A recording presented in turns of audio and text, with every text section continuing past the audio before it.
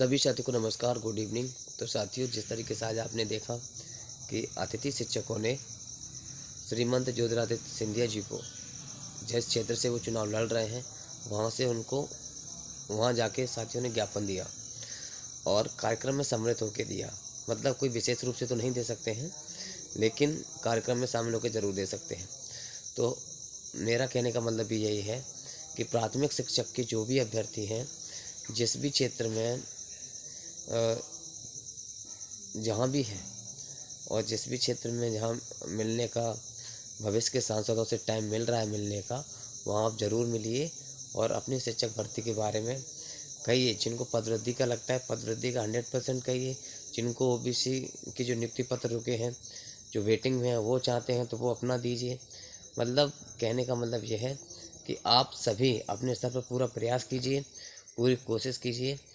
किसी न किसी प्रकार से आने वाले समय में जो भर्ती प्रक्रिया रुकी हुई है, अटकी हुई है, और आगे जो पदों में वृद्धि के लिए जो कोशिश हो सकती है, उसमें आप जितनी भूमिका देना चाहें दे सकते हैं। तो इसको लेकर आप प्रयास करिए। अतिथि शिक्षकों ने आज भी प्रयास नहीं छोड़ा है, वो अभी भी निरंतर प्रयासरत है और जहाँ भी भविष्य के सांसदों से मिलना होता है वो मिलते हैं। तो हम सबको भी यही कोशिश करने की ज़रूरत है। प्राथमिक शिक्षा के सभी अभ्यर्थियों को देखो, इस समय तो जहाँ तक स्कूल की भी छुट्टियाँ लगभग होने को ही हैं, सब वहाँ से फ्री हो गए हैं और बाकी इस समय तो कोई काम रहता नहीं है, क्योंकि लगभग काम निपट ही गया है सबका, है ना। कोई काम तो है नहीं, अब सब फ्री हैं लगभग। तो इस समय सभी ये काम कर सकते हैं। अपनी भर्ती प्रक्रिया को लेकर कमेंट करने से ज़्यादा अच्छा है और कुछ ज़्यादा ज्ञान देने से ज़्यादा अच्छा है कि आप मेहनत करें और भविष्य में जितने भी सांसद बनने वाले हैं, आप सब पे कोशिश करो कि वहाँ तक अपनी बात पहुँचाओ। और वर्तमान सरकार के जितने भी सांसद हों, सभी से आप कोशिश करिए, सभी से मिलिए और सभी से अपनी बात रखवाइए। देखो, मेरा उद्देश्य यही है कि हमने काफ़ी कुछ संघर्ष किया, काफ़ी कुछ मेहनत की, काफ़ी कुछ संघर्ष जारी भी है। उसके बावजूद भी कुछ निष्कर्ष है जो प्रोसेस में अभी तक नहीं बदला है। तो हमें प्रोसेस में बदलना है, प्रक्रिया को चालू करवाना है, प्रक्रिया को और अच्छे स्तर पर करवाना है। तो हमें अच्छी और खासी कोशिश करनी पड़ेगी। तो मेरा कहने का मतलब यही है कि आप ज़्यादा से ज़्यादा कोशिश करें, प्रत्येक क्षेत्र में कोशिश करें वहाँ से, और अपने प्रत्येक मुद्दे को, जो भी आपको मुद्दा उचित लगता है, आप उस मुद्दे को उठाएं। चाहे वेटिंग वाले अगर चाहें तो अपना मुद्दा उठा सकते हैं, चाहे ओबीसी होल्ड है जिनके नियुक्ति पत्र रुके हैं, वो अपना मुद्दा उठा सकते हैं, चाहे पद वृद्धि का मुद्दा उठाइए, सब उठाओ। 2-4 लोगों, 1-2 लोगों से करने से उतना प्रभाव नहीं पड़ता है जितना काफ़ी लोगों से पड़ता है। ठीक है, सभी लोगों को एक्टिव होना पड़ेगा। किसी एक का पर्सनल मुद्दा नहीं है, ये सभी अभ्यर्थियों का है जिन्होंने शिक्षक भर्ती में पार्टिसिपेट किया है, क्वालिफाई हुए हैं, उनकी चॉइस फिलिंग हुई है, और बाकी जो आगे चाहते हैं कि हमारा प्रक्रिया में आगे प्रक्रिया में भाग ले सकें और प्रोसेस में शामिल हो सकें। और हमने देखो पूरा स्तर पे पूरा प्रयास किया है। अब उस समय कुछ साथी कहते थे कि आप तो सिर्फ फ़ोटो खिंचवाते हो मंत्रियों से, सिर्फ फ़ोटो खिंचवाते, फ़ोटो नहीं खिंचवाते हम। फ़ोटो खिंचवाना तो एक प्रूफ रहता है जिससे हम चीज़ें न्यूज़ में अपडेट करवा सकें। जबकि हमने चाहे 10,000 पदवृद्धि की बात हो, 51,000 से 10 पर आई, तो हमने उसके लिए भी लेटर लिखवाया है।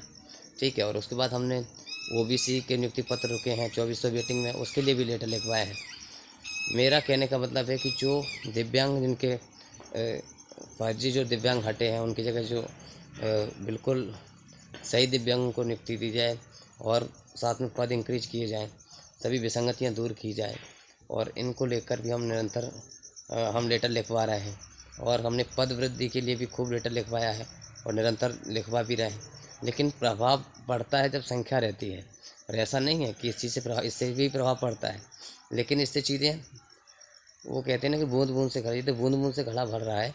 लेकिन जिस तरीके से हमारी काफ़ी संख्या में अगर हम कोशिश करेंगे तो बहुत जल्दी हो जाएगा।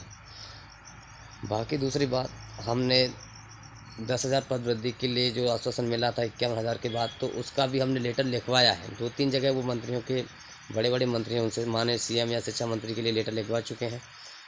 ओबीसी के अभ्यर्थी जिनको नियुक्ति पत्र नहीं मिला है 2400 जो वेटिंग में, उसके लिए भी हम लिखवा चुके हैं कम से कम 3-4 मंत्रियों से। प्रयोगशाला के पदों के लिए भी हम पूरी कोशिश कर चुके हैं कि प्रयोगशाला के जो पद हैं जो 2020 के रोस्टर में हैं, उसके अनुसार ही उसमें दिया गया है। अलग से काउंसलिंग की जाएगी सेकंड काउंसलिंग के बाद, तो उसके लिए भी हम निरंतर प्रयास हैं। उसके लिए भी हमने लेटर लिखवाया है दोनों विभागों के पास, डीपीआई के पास भी गया है, ट्रैवल के पास भी गया है। और दूसरी बात, हम प्रत्येक मुद्दे को चाहते हैं कि आप उठाओ, अपने स्तर पे पूरा प्रयास करो, ठीक है। अगर हो सकता है करिए, नहीं तो फिर इसके बाद कुछ नहीं है। भर्ती का कोई पता नहीं रहता कब आती है और कब होती है, कुछ पता नहीं रहता। अपन 2020 वाली से उलझ रहे हैं, आज 24 हो गई है, ठीक है, 4 साल हो गए, सोचिए। बाकी अगर आप प्रयास नहीं करेंगे तो फिर कुछ संभव नहीं है। बाकी आप जो जाने जो समझें, ठीक है। मेरा जितना 100% होता है मैं देता हूँ, जो भी मेरे से हो रहा है मैं कर रहा हूँ, ठीक है। बाकी जो भी होगा और करेंगे, लेकिन आप सभी को ज़रूर प्रयास करना चाहिए। और जहाँ भी जिस भी क्षेत्र के वर्तमान सरकार के जो वर्तमान सरकार है उनके जो भविष्य के जो विधायक सांसद हैं, जो सांसद हैं भविष्य के जो बनने वाले, उनसे निरंतर संपर्क करते रहें और उनसे कहें कि जैसी आपकी सरकार, जैसे आप सांसद बनते हैं, आप हमारी भर्ती प्रक्रिया पूरी कराइए। आप हमारा ओबीसी के जो नियुक्ति पत्र के उनको दिलवाइए, हम जो हमारी काउंसलिंग करवा चुके हैं उनको हमारे नियुक्ति पत्र दिलवाइए। आप हमारी पद वृद्धि के लिए बोला, हम 12 साल बाद भर्ती आई है, हमारे नंबर भी आए हैं और हम 1-2 नंबर से चूक रहे हैं, तो हमारी पद वृद्धि होनी चाहिए। 10,000 पद का आश्वासन भी दिया था माननीय पूर्व शिक्षा मंत्री, वर्तमान उच्च शिक्षा मंत्री ने, और उसके बाद भी हमने सबको ज्ञापन दिए, तब भी आश्वासन नहीं मिला है।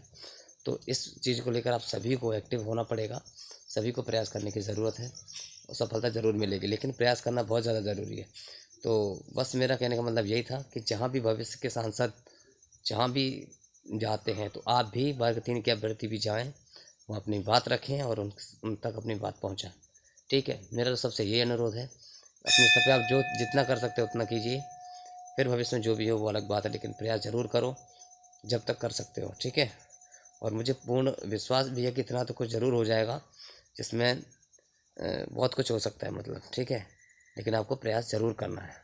जिस प्रकार अतिथि शिक्षक अब अपना प्रयास कर रहे हैं, उस तरीके से आपको भी प्रयास करना है, इसका विशेष ध्यान रखना है, ठीक है। तो सभी साथियों को शेयर कर दो, और जो इस समय जिस भी क्षेत्र में मिलना चाहते हैं उनसे, क्योंकि वो मिलेंगे तभी कुछ ज़्यादा प्रभाव पड़ेगा आने वाले समय के लिए, ठीक है। धन्यवाद।